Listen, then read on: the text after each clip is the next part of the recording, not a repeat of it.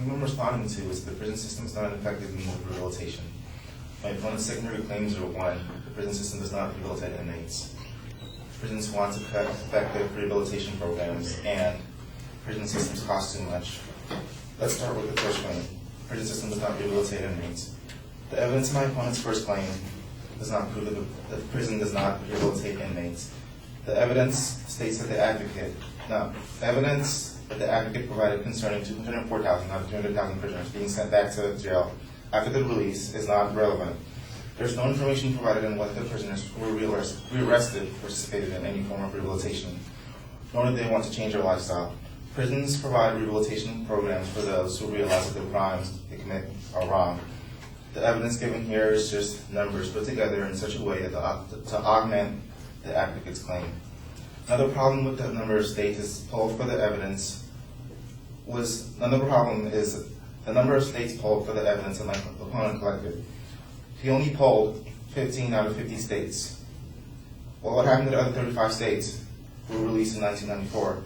One of the states that my opponent probably didn't mention was Texas, who had a recidivism rate of 37% in 1997, 31.4% in 1998, and 33% in 1999.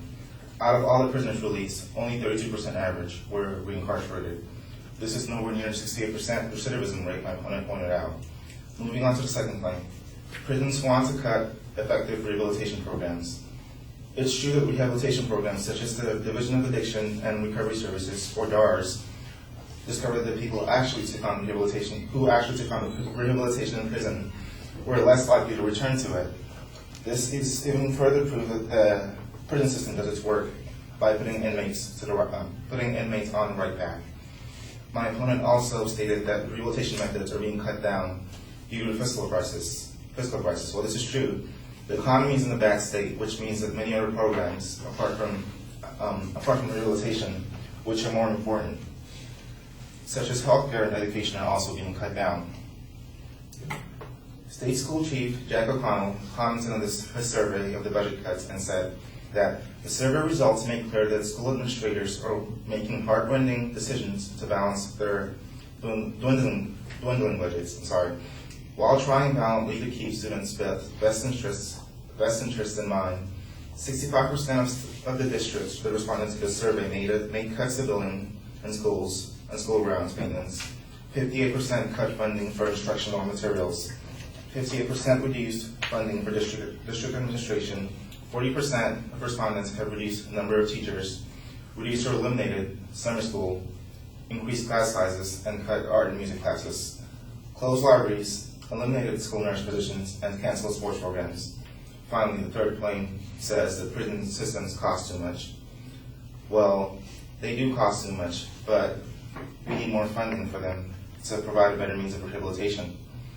More funding means more prison rehabilitation programs and much more effective programs than those which aren't funded as much. Suzanne Robson of the Preston Leader wrote in her article saying, an organization helping prisoners get their lives back on track had to establish a rehabilitation program. After 5 years of rehabilitating offenders, Prison Fellowship Victoria has no choice but to end its 14-week Lives in Transition program because of a lack of funding. Sean, who was jailed 6 times for robbery and car thefts, said the program had stopped him from reoffending after he was released in 2007. To conclude, evidence in the first supporting claim was not relevant to rehabilitation. The second claim evidence didn't matter because the various aspects of government are also being cut because of the recession, and prison systems need to be funded more for an increase in effectiveness. Thank you.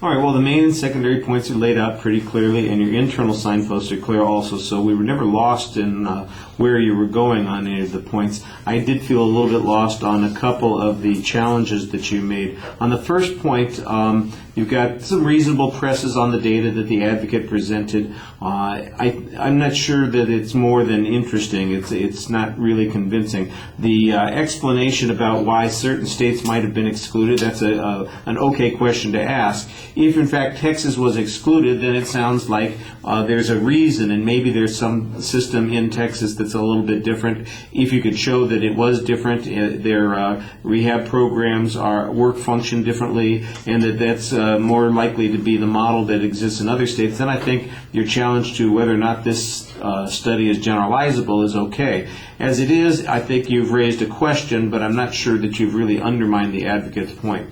Again, the signposting on the movement to the second point was very clear. I think you spent a lot of time talking about budget cuts, and you need to remind people, especially, what the whole discussion of the budget cuts is about. In essence, I'm listening to all this, I'm going, well, why are you talking about this?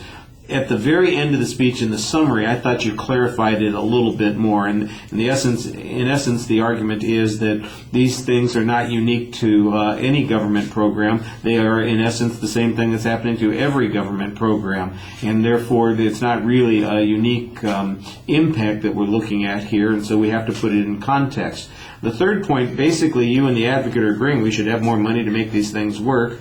So if both of you are agreeing on this, why are we spending time on that particular point? I think your summary helps a little bit in kind of putting the argument into contrast. The first point, like I said, I think you've got some okay presses. The second point is really a philosophical issue that you're talking about, and the third point seems to be acceptance of the advocate's position. So there's not as much conflict and controversy as I might have expected. On the presentation, you do want to do a little bit better job talking to the audience. Like I said, all the structural stuff, though, was easy to follow.